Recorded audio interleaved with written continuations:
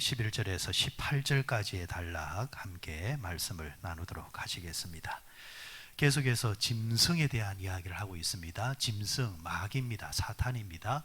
여인은 교회를 의미한다, 이렇게 말씀을 드리고 있습니다.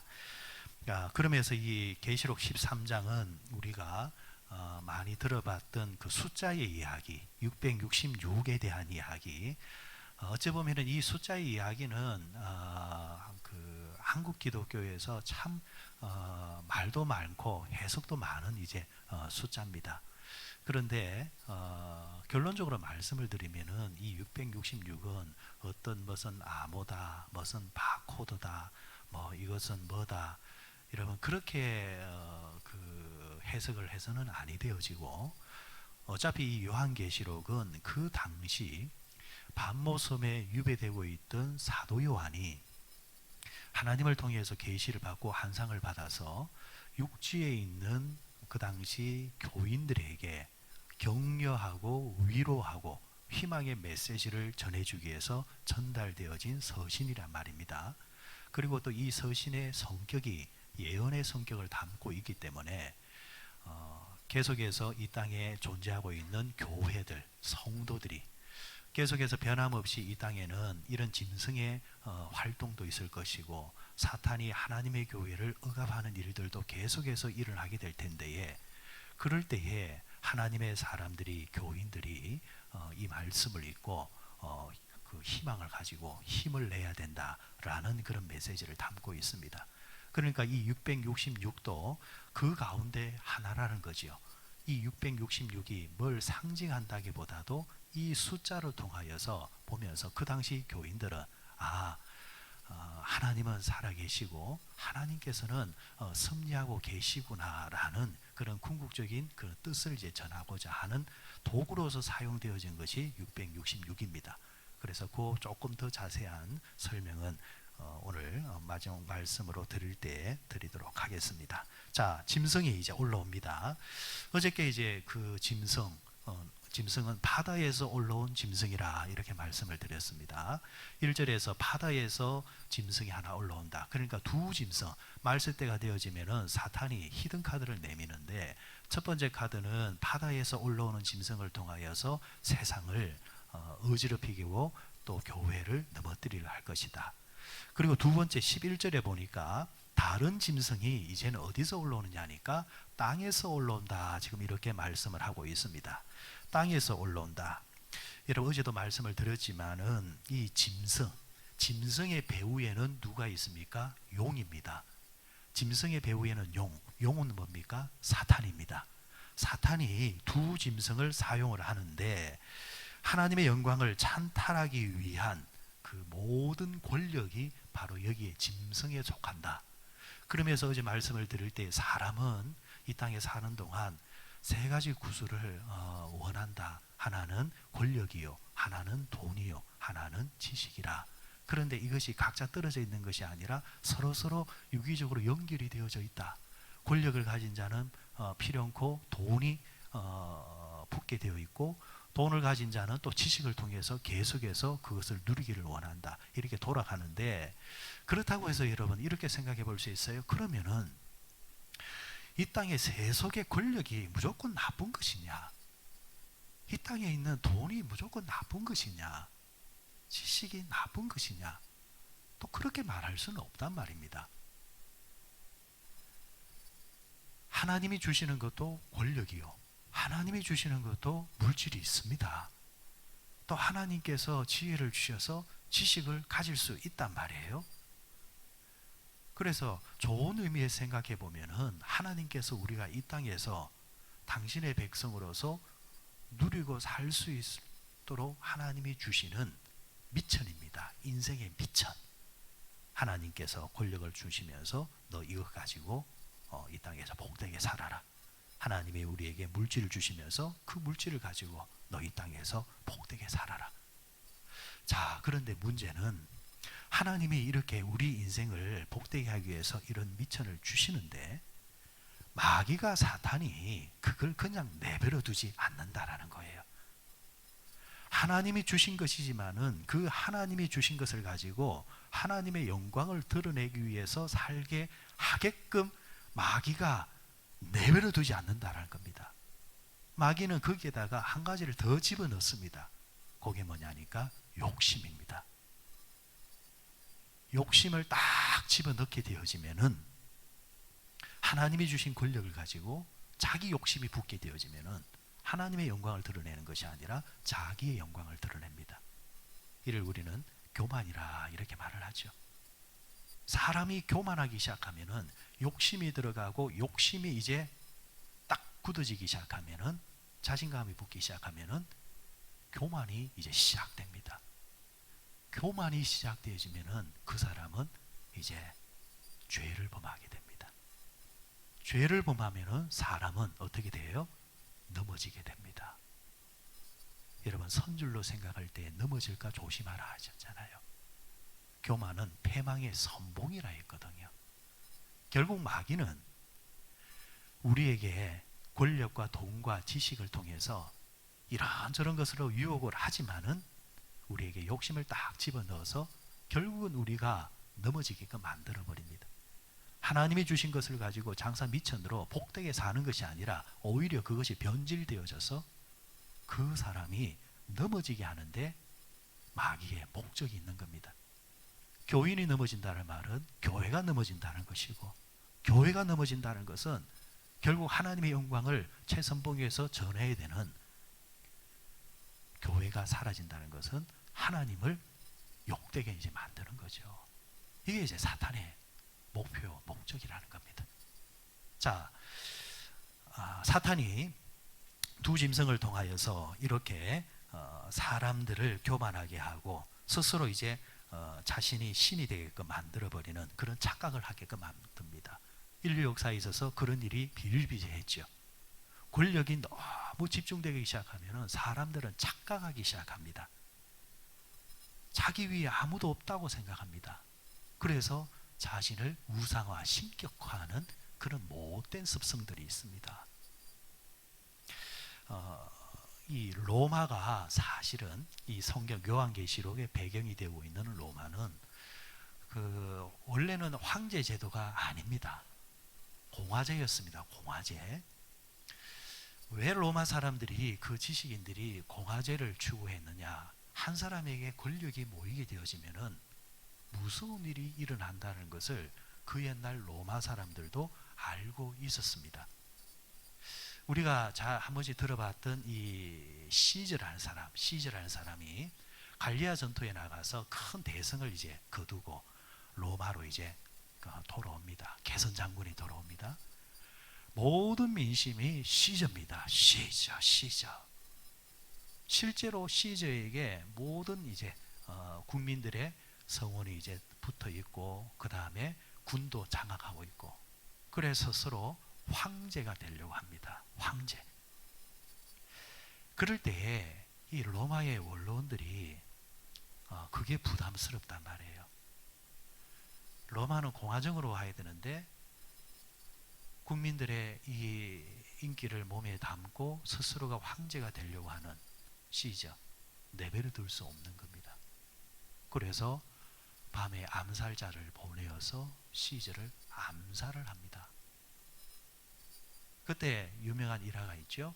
시저하고 정말 아버지 아들같이 지냈던 브루투스라는 사람. 그래 이제 시저가 칼에 맞아 죽으면서 그런 말을 하죠. 너 맞아. 브루투스에게 너 맞아. 나한테 그러느냐. 자, 그런데 그 배경이 뭐냐라는 거예요. 왜 시저를, 로마의 그 우상 같은 그 대단한 대장군을 왜 그렇게 죽이느냐. 이 원로원에 있는 사람들이, 한 사람이 우상화되어지면은 로마가 전체가 문제가 된다라는 겁니다. 그만큼 로마 사람들은 처음에는 평민 중심이었습니다. 황제를 만들려고 하지를 않았습니다. 그런데 그런 바람도 이제 뒤에 가서는 이제 무너지게 되어지죠. 시저가 죽고 난 다음에 옥타비니우스라는 또 장군, 또 다른 사람이 등장을 해서 이제 장악을 합니다. 이제 스스로 이제 황제가 되는 거예요.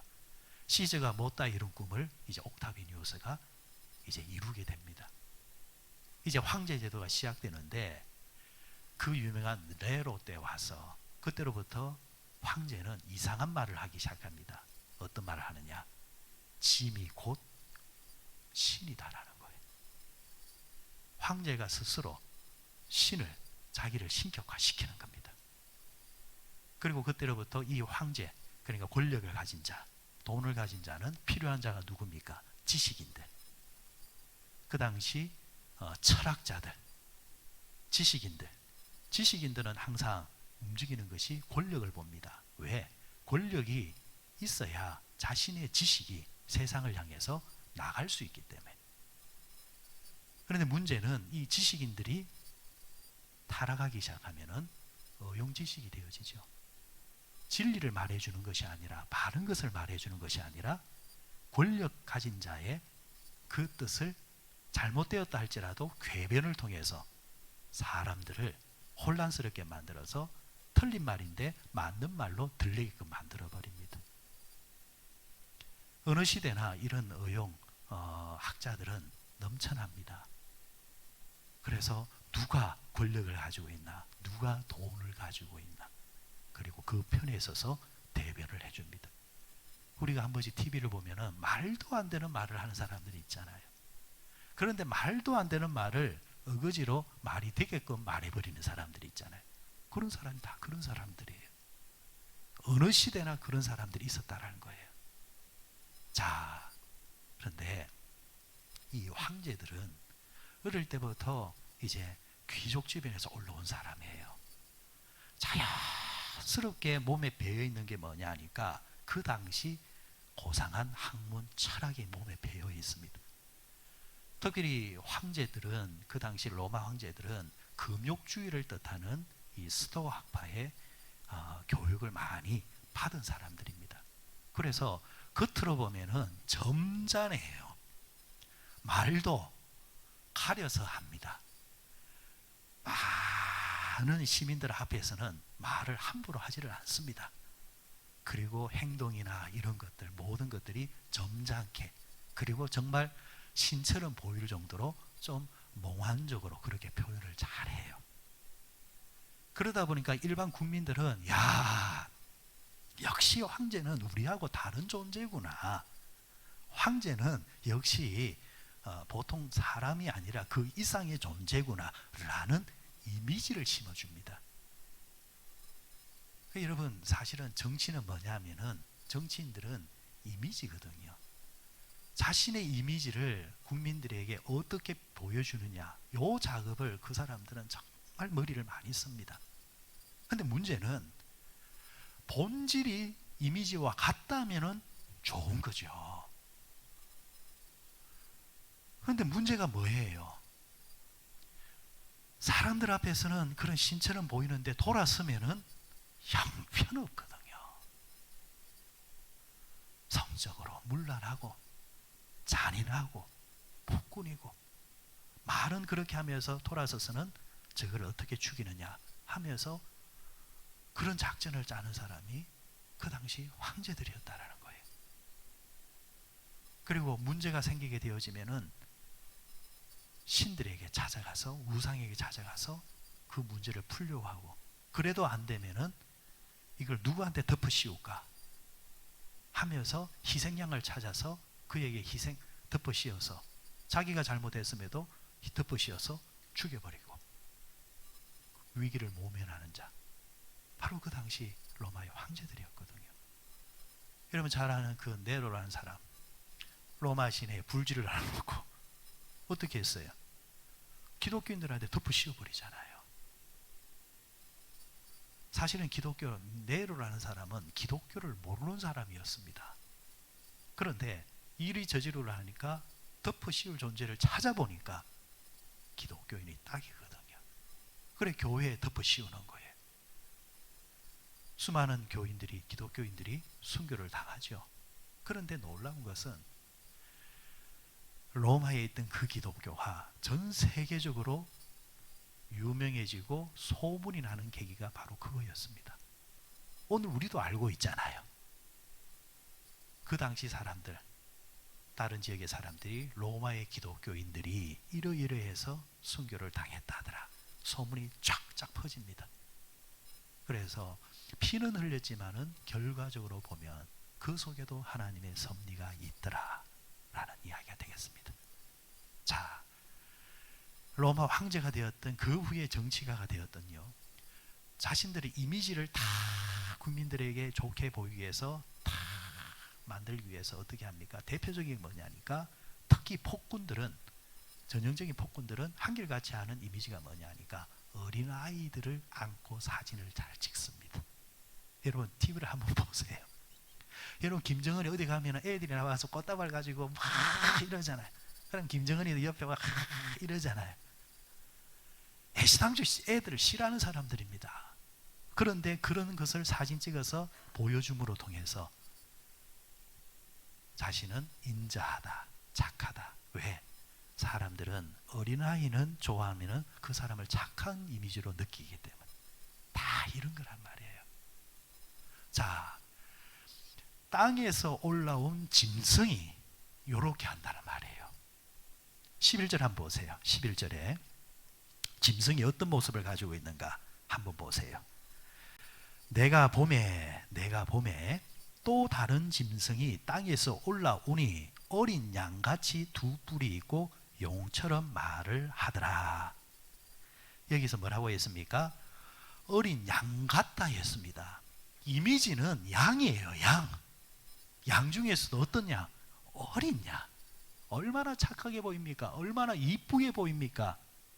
새끼 양이 여러분 앞에서 왔다 갔다 하면 얼마나 이쁘게 보입니까? 그런데 그는 말은 무슨 말을 한다고 했습니까? 용처럼, 마귀처럼, 사탄처럼. 흉내는 어린 양을 흉내내고 말이나 행동은 뭐 한단 말이에요? 마귀 짓을 한단 말이에요. 이게 땅에서 올라온 짐승의 특징입니다. 그래서 우리가 살아가면서 지혜가 하나 있어야 되는데 어떤 지혜입니까? 그 사람이 나 앞에 와서 어떤 말을 하든 간에 그 말에 왔다 갔다 하지 마라. 그 사람이 어떻게 살고 있는가를 봐라. 그가 어떤 행동을 하고 있는가를 봐라. 말이야 양처럼, 아니면은 모습이야 그럴 수 있잖아요. 그런데 그가 어떻게 살아가고 있는가를 딱 보고 있으면은 그게 정답입니다. 살아가는 모습은 짐승이면서 말은 양이면은 그게 마귀예요, 마귀. 그런데 말은 조금 못해도 삶 자체가 바르게 살아가는 사람은 그 사람이 진국입니다. 이제 그걸 이제 구분을 잘 해야 된다라는 거.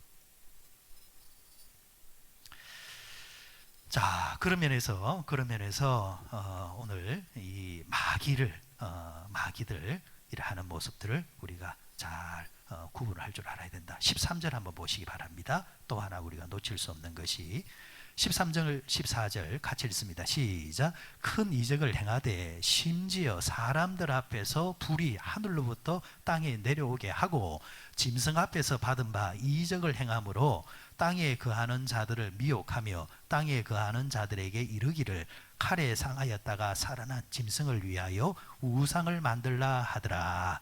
아멘. 자, 땅에서 올라온 짐승이 어떤 일을 행하느냐? 큰 이적을 행한다 했습니다. 이적을 행한다 했거든요. 그죠? 거기에 미혹당하지 마라. 여러분, 사람은 조금 그 가적 걸로 보이고 좀 똑똑하게 보이면은 그 사람이 그냥 괜찮은 사람으로 보아버려요. 여러분 기준이 분명하셔야 돼요. 여러분 부자가 인생을 성공을 했지만 승리한 건 아니잖아요. 성경은 지속적으로 우리에게 말하는 것은 이 땅에서 승리하라는 거거든요. 최후 승리. 그 승리는 하나님 앞에 승리를 말하는 겁니다. 여러분 마귀의 자식들도 이 땅에서 부를 누리며 삽니다. 저는 사실은 돌아가신 이은희 회장이 하나도 안 부러워요. 절대 하나도 안 부러워요. 그가 이 땅에서 경제적인 부를 이루게 했던 그런 공로는 있지만은, 그러나 본질적으로 한 인간으로서 부러운 건 하나도 없어요. 왜? 그는 하나님을 믿었던 사람이 아니기 때문에. 그렇게 살다 가면 뭐해요? 그렇게 살다 가봐야 하나님 앞에 가서 실패한 자로서 영원히 지옥에 살아야 되는데. 그런데 부자와 나사로를 비유해서 나사로는 거지였지만은 최후의 승리를 얻잖아요. 어리석은 부자가 되기보다는 지혜로운 가난한 자가 낫다. 그렇다고 해서 뭐 가난하게 살아라는 그 소리는 안 해요. 부를 추구하되 지혜로운 부를 추구해라. 하나님이 있는 부를 추구해라. 그 대신에 그렇다고 해서 더러운 부가 되기 위해서 하나님을 버리는 어리석은 사람은 되지 마라. 가난해지더라도 믿음의 승리를 하는 자가 가야 된다 라는 건데, 자, 사탄 마귀도 능력이 있다라는 거예요. 거기에 속지 말라는 거예요. 거기에 속지 마라. 자, 권력을 여기서 뭐라고 했습니까? 이적을 행한다. 사람들 앞에서 불이 하늘로부터 땅에 내려오게 한다 했습니다. 여러분, 구약에서 불이 하늘에서 내려오게 한 사람이 누구죠? 엘리야죠. 엘리야죠. 엘리야 같은 그런 이적을 행한다라는 거예요. 여러분, 이단 사이비 중에서는 사람들을 혹하게 하는 이적을 행하는 사람들이 있잖아요. 여러분, 그 옛날 기장에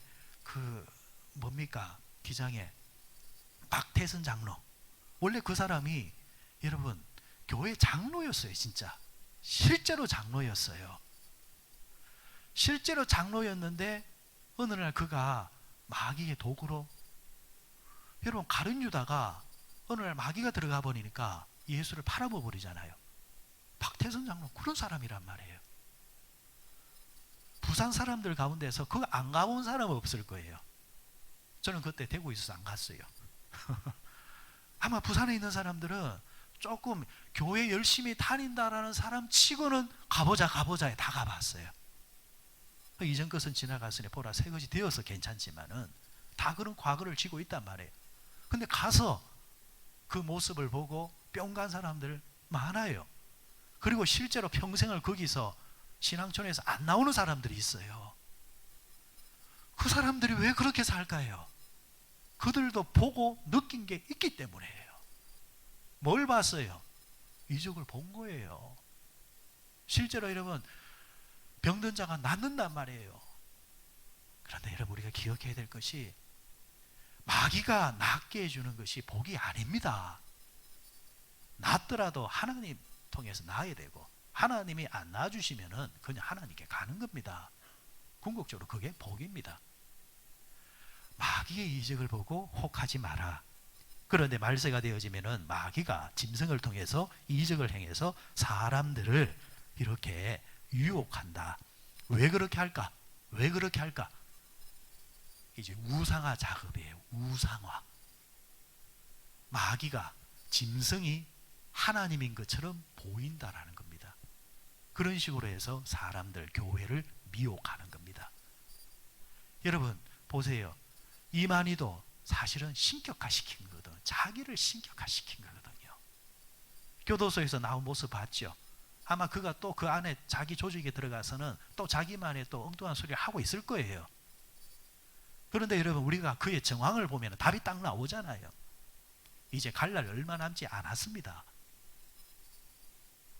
그가 그곳에서 이미지 마킹을 해가지고 자기를 신격화시켜 놓은 거예요. 수많은 사람들이 그 앞에서 경배케 하게끔 만들어버리는 거. 그게 뭐냐? 짐승이에요. 짐승.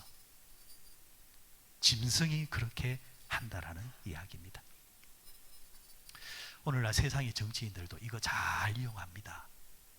제 기억에 여러분들, 제가 어릴 때는 여러분 아마 70년대 넘어오기 전까지만 하더라도 우리나라의 위인들 가운데서 이수신 장군은 그렇게 유명한 사람 아니었어요.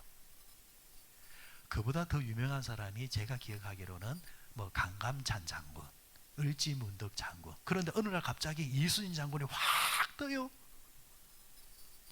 그럼 가만히 생각해 보니까 왜 그랬을까? 제3공화국을 넘어오면서 이순신 장군이 싹 올라와요. 이유는 하나예요. 충성이에요. 충성. 나라를 위해서 충성하고 막 그게 딱 맞아 떨어지는 거예요. 그러면서 정치인들이 그 이순신 장군을 자기한테 더 씌워서 이미지를 그렇게 만들므로 앞으로도 마찬가지입니다. 그래서 그리스도인들은 지혜가 있어야 돼요. 그 시대를 보고 흘러가는 맥을 딱 보면은 보여요. 보인단 말이에요. 자, 이런 이제 우상화 작업하는 거. 자, 그러면서 결론적으로 6절에 18절에 뭐라고 했습니까? 지혜가 있으니, 여기 있으니 총명한 자는 그 짐승의 수를 세어 보아라. 하나님께서 주시는 지혜를 가진 자, 교회는 지혜를 가지고 그 짐승을 한번 봐라. 보면은 보인다. 보이는데 그 수가 뭐다? 그 수가 666이다. 여기서 666이라는 단어에 여러분 집착하지 마시고 6이라는 단어를 봐야 돼요. 6이 몇 개가 붙은 거예요? 3개가 붙은 거예요. 마귀도 하나님을 흉내를 냅니다. 여러분, 하나님은 성부, 성자, 성령이잖아요. 마귀도 자기 나름대로 그렇게 배열을 해 놓습니다. 그래서 666이라는 말은 우리가 말하는 그냥 세 자리 숫자를 말하는 것이 아니라 6이라는 상징이 3개가 붙어 있는 거예요. 그러면 6이 뭐냐라는, 6의 이미지가 뭐냐라는 거예요. 여러분, 성경에서 완전수는 7입니다. 7. 불완전수가 6이에요. 왜 불완전하냐? 모자라잖아요. 극복이 안 돼요. 6은 6이고 7은 7이에요. 모자라는 것이 7인 양 흉내를 내는 겁니다. 마귀는 불완전한 수입니다. 하나님은 완전한 수예요. 그러니까 사도 요한이 이 숫자를 기재해 놓음으로 통해서 그 당시 교인들에게 주는 메시지는 뭐냐? 지금은 쟤네들이 완벽한 것 같지? 지금은 권력을 가지고 있고 저들이 돈을 가지고 있고 지식을 가지고 있어서 저들이 세상을 완전히 다 장악하고 저들이 하나님인 것 같지? 아니야. 저들이 아무리 저렇게 해도 저들은 불완전한 존재야. 시간이 지나면은 쇠퇴할 수밖에 없고, 시간이 지나면은 죽을 수밖에 없고, 시간이 지나면은 하나님의 통치의 심판을 받아야 하는 때가 와.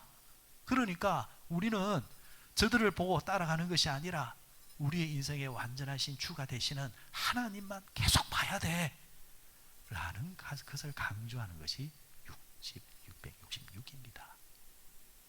지금까지 이 666이 말실 때 사람들 몸에 들어가는 뭐 칩이다, 아니면은 뭐 바코드다, 이런 말들이 많았는데, 여러분 그렇게 이제 너무 이제 갖다 붙이면 곤란하다라는 거, 아니다라는 거, 의미가 뭐냐라는 거예요. 불완전한 겁니다.